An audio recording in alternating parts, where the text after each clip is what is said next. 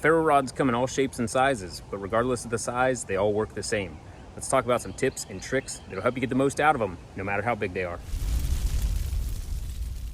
You need two pieces. You've got the ferrocerium rod itself, or ferro rod, and some scraper. You're trying to actually shave metal material off of this rod. You don't want it at a 90 degree like that because it'll just slide back and forth.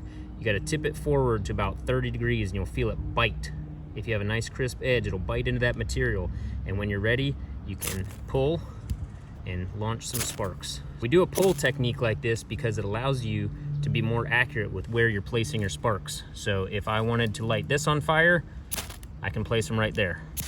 Pulling sparks right where I need them to go.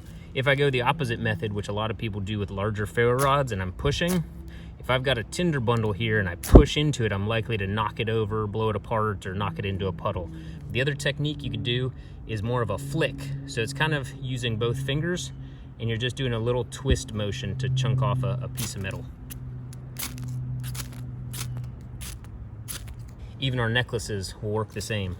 So scraper, ferro rod, just a different method of holding it, but not going 90. Want to lean it forward a little bit, and then scrape off if there's any of that protective coating, get rid of it, and then you're just making sparks.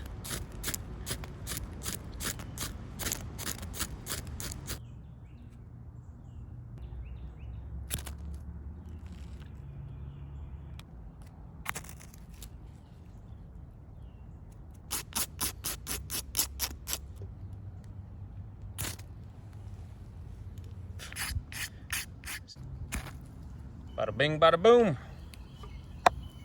And just like that, you got your fire going.